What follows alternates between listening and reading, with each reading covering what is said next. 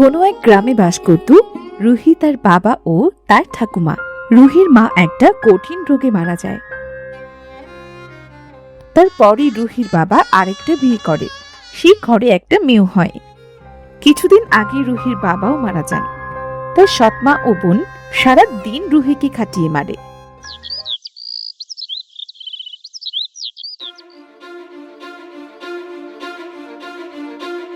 হতসারি অপয়া মেয়েটা আমার ঘাড়ে রেখে গেছে। বাথরুমে জল নেই, রান্নাঘরে জল নেই, কাপড়গুলো ধোয়া হয়নি। নবাবের বেটি এখনো রান্নাঘরে ঘুটঘুট করছে। আরে এ কি রে, তোর হলো নাকি? হ্যাঁ মা, মাত্র চুলার ছাইগুলো তুললাম, এখনই জল এনে রান্না বসাচ্ছি। সারাটা দিন করিস কি কে জানে, হাত কি তাড়াতাড়ি চালাতে পারিস না নাকি? তাড়াতাড়ি তো করছি মা। তাড়াতাড়ি না চাই, মরণ! সব আপদগুলো আমার ঘাড়ে রেখে বুড়োটা অকালে মরেছে। বৌমা, মুখ সামলে কথা বলো, লজ্জা করে না? এইটুকু মেয়েটাকে দিয়ে সারা দিন কাটিয়ে মারো, আবার দিন শেষে তাকে তিরস্কার করো। আমি কি করব না করব সেটা কি আপনার কাছ থেকে শিখতে হবে নাকি? হ্যাঁ, এত দরদ লাগলে আপনি তো কাজটা ভাগ করে করতে পারেন নাকি? মরণ!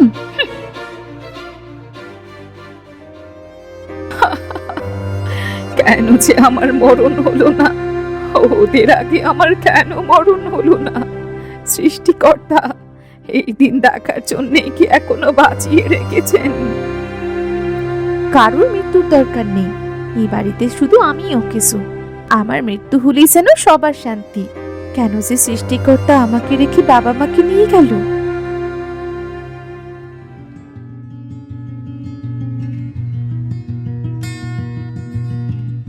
আচ্ছা, এই গাছটিতে কখনো ফুল ফল হয় না কেন? আমার মায়ের হাতের গাছ এটি। এই গাছটিতে আমি কখনো আম হতে দেখিনি। ওই আবারও মনে হয় শুরু হয়েছে। আর বসতে পারবো না, জল নিয়ে এক্ষুনি বাড়ি ফিরতে হবে।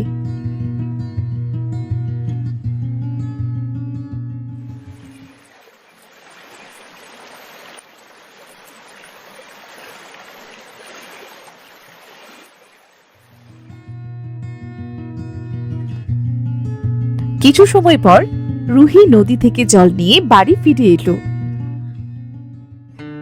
কিরে দিদি, কোথায় গিয়েছিলি? এই তোরে জল আনতে গিয়েছিলাম।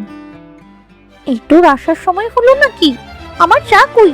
জানিস না, সকালে চা না খেলে আমার দিন ভালো যায় না। তুই যা, আমি তোর জন্য চা বানিয়ে নিয়ে আসছি বোন। তাড়াতাড়ি আয়। উফ, মাথাটা বড্ড ধরেছে।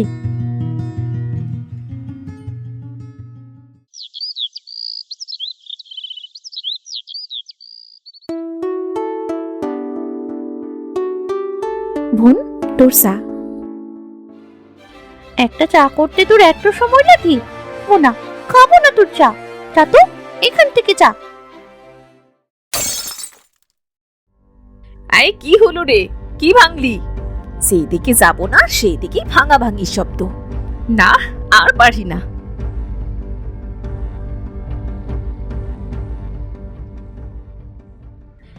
হায় হায় হায় হায় হায়, আমার এত দামি চায়ের কাপটা ভেঙে ফেললি, মুখ পুরি কোথাকার! আহ মা, মা লাগছে তো। আমি ভাঙিনি মা। তবে রে, আবার মিথ্যা! হ্যাঁ রে, তোর মরা মা এসে ভেঙে গেল নাকি? হ্যাঁ, মা, আরো দুঘা দাও মা। সারাদিন শুধু কাজে ফাঁকি দেবার চিন্তা। আরো দুঘা দাও, ভালো করে শিক্ষে হয়ে যাক। মা চুলচারো মা, খুব লাগছে। হায় হায় হায় রে, মেয়েটিকে মেরে ফেললো রে। ছাড়ো, ছাড়ো একে, ছাড়ো বলছি। মরে যাবে তো, মেয়েটি মরে যাবে তো। ওর বাবা মার মতো ও তো অকালে মরে যাবে। ওর মতো আপদ পোষার থেকে মরে যাওয়াই ভালো। এই যে বুড়ি, তুমি তো আমাকে একটু আদরও করো না। সব ভালোবাসা কি তোমার এই নাতনির প্রতি নাকি? যে যেমন, আমার তার প্রতি তেমনই ভালোবাসা। মনে রাখবি, সৃষ্টিকর্তা অন্যায় কাউকে ছাড় দেয় না। অন্যায়ের শাস্তি সে একদিন ঠিক পেয়ে যায়। তোমার মুখে এত গানের কথা শুনতে চাই না, বের হও। তোমরা দুজন এ ঘর থেকে বের হও বলছি। আর শোন দিদি, চায়ের কাপটা ওখান থেকে পরিষ্কার করে নিয়ে যা।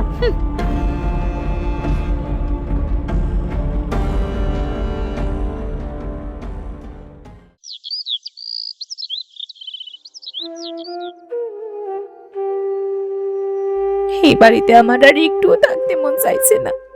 মাগো, আমার প্রতি তোমার একটুও মায়া লাগে না? আমাকেও তোমার কাছে নিয়ে চলো না মা। কাঁদিস না মা, কাঁদিস না। আমি তোর সব সময় পাশে থাকি। কই মা, কই তুমি? তোমাকে তো আমি দেখতে পাচ্ছি না। আমাকে অনুভব কর মা, আমি তোর ভেতরে সব সময় আছি।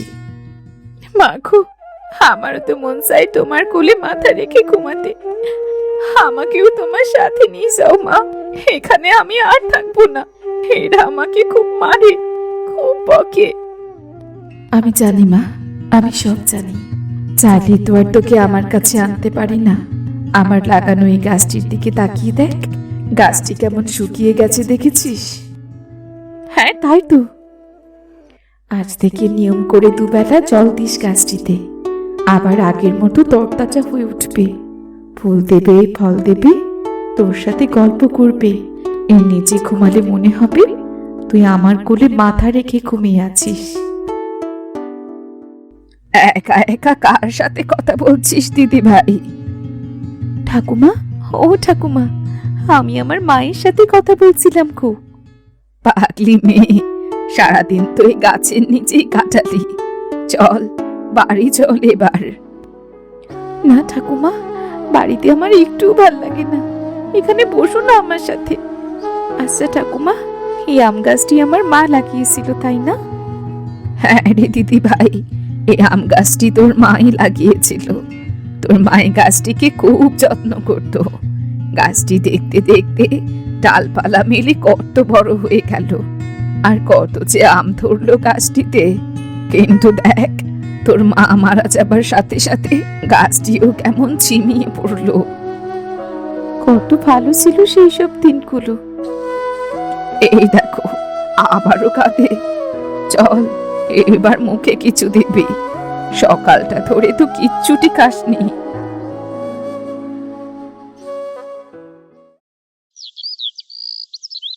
সময় যেতে লাগলো।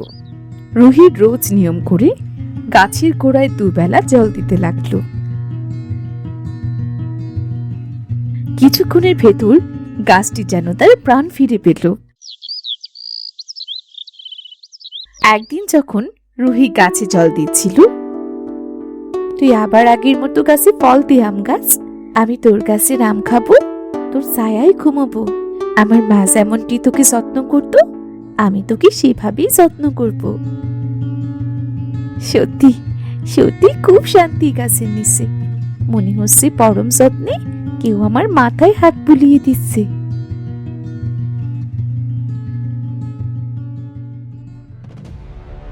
কিরে হতচ্ছারি, আমি তোকে ডেকে ডেকে মরছি, আর তুই এখানে পড়ে পড়ে ঘুমোচ্ছিস। বাড়িতে তো শান্তি পায় না, এই জন্য গাছের নিচে শান্তি করতে এসেছে। ও নাটক শিখেছে, বুঝলে মা? আসলে মা, এই গাছে জল দিতে এসে কখন যে শুয়ে ঘুমিয়ে গেছি, চোখটা কখন লেগে এসেছে বুঝতে পারিনি। একে এত যত্ন করে আর লাভ নেই। তোর মতো অপয়া এই গাছটি কোনো কাজেরই না, ফল দেয় না, এর দ্বারা কোনো উপকারও হয় না। এতদিন যত্ন করা হয়নি তাই ফুল ফল দেয়নি মা, এখন থেকে দিবে।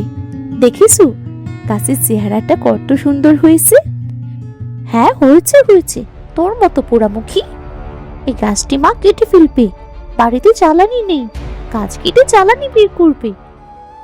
না না বোন, দয়া করে এই কথা বলিস না। মা, ও মা, দয়া করে এই গাছটি খেটো না। এটা যে আমার মায়ের হাতের শেষ স্মৃতি। বড্ড মাওয়ালি হয়েছিস না? মাকে খেয়ে আবার মামা করছিস। খেতে বাকি আছে আমাকে। আচ্ছা বেশ, কাটবো না। তাহলে আগে জ্বালানির ব্যবস্থা কর। যদি জ্বালানির ব্যবস্থা করতে না পারিস, তবে এই গাছটি কেটেই আমি জ্বালানি বানাবো। আচ্ছা ঠিক আছে মা, আমি তোমাকে জ্বালানির ব্যবস্থা করে দেব। এইসব গাছের সেবা রেখে একটু তো আমার সেবাও করতে পারিস। পাটা বড্ড ব্যথা করছে, বাড়ি এসে আমার পাটা টিপে দে। আচ্ছা মা, তুমি গিয়ে বিশ্রাম নাও, আমি এক্ষুনি আসছি।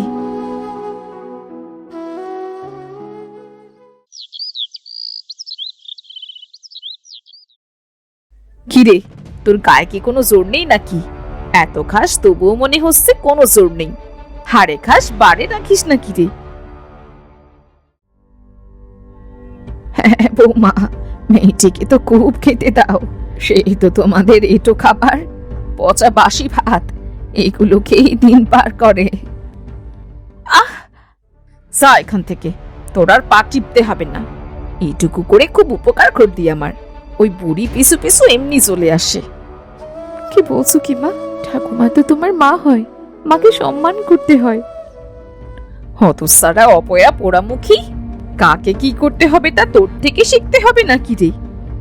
আজ তোর আর ওই বুড়ির সারা দিনের খাবার বন্ধ। পেটে জোর না থাকলে মুখ দিয়ে অত কথা বের হবে না। আয় রুহি, চলে আয় এখান থেকে। এই দাঁড়া দাঁড়া, ওখানে যাচ্ছিস ভালো কথা, ভালোই ভালোই সবগুলো কাজ সেরে ফেলিস, না হলে আজ তো খাওয়া বন্ধ করলাম, কাল কিন্তু ঘাড় ধাক্কা দিয়ে বাড়ি থেকে বার করে দেব। তুমি চিন্তা করো না মা, আমি সব কাজ গুছিয়ে রাখবো।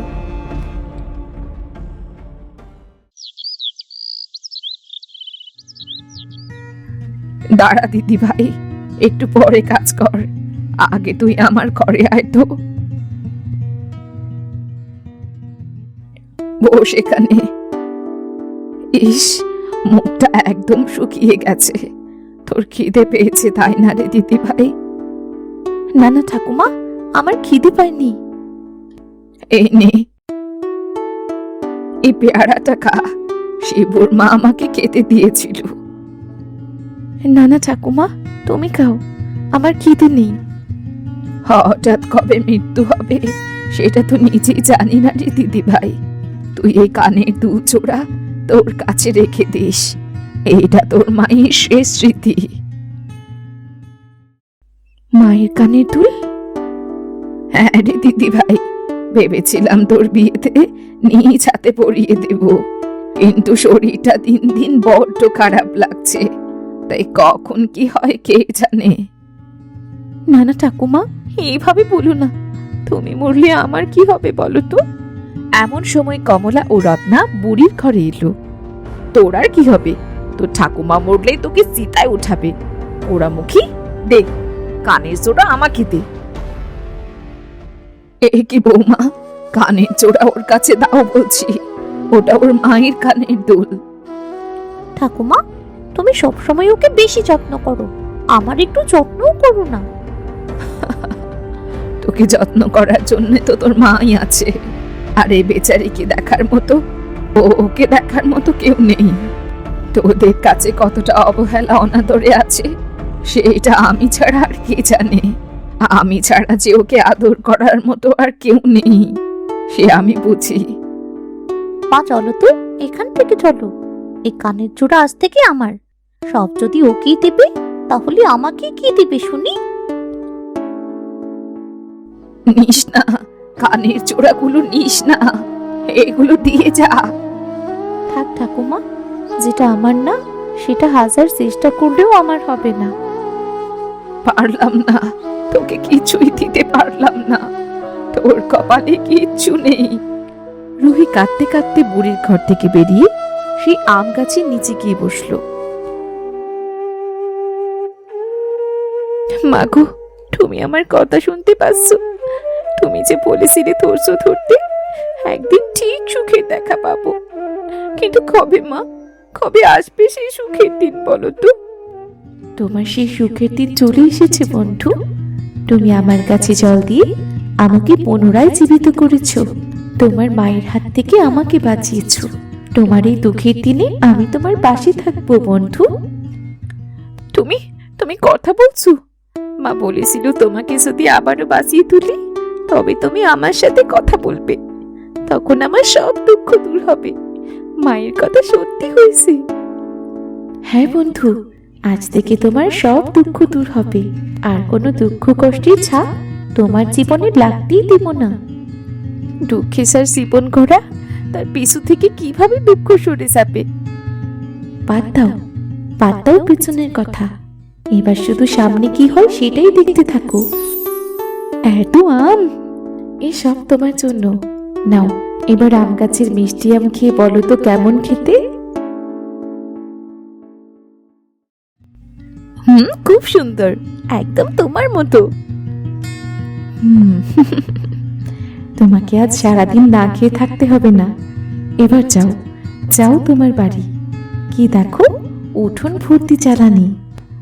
ধন্যবাদ বন্ধু, তাহলে আসি আমি। রোহিত দৌড়ে গিয়ে বাড়ি গিয়ে দেখলো উঠোনে অনেক জ্বালানি। সে তার ঠাকুমার ঘরে গিয়ে তার হাতে কটা আম দিয়ে সব ঘটনা খুলে পড়ল। সে কি রে, সত্যি বলছিস নাকি?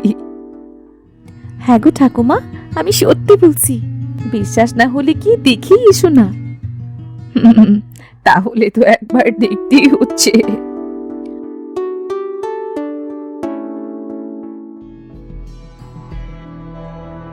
তোর কাছেই যাচ্ছিলাম, এতগুলো জ্বালানি তুই কোথায় পেলি রে? ওই আম গাছের একটা বড় ডাল ভেঙে পড়েছিল, তাই কেটে জ্বালানি বানিয়েছি মা। একটা ডালি এত জ্বালানি? যাই হোক, সবগুলো ঠিকঠাক ভাবে করেছিস তো? এখন যা, জলদি করে হাতের রান্নাটা সেরে ফেল।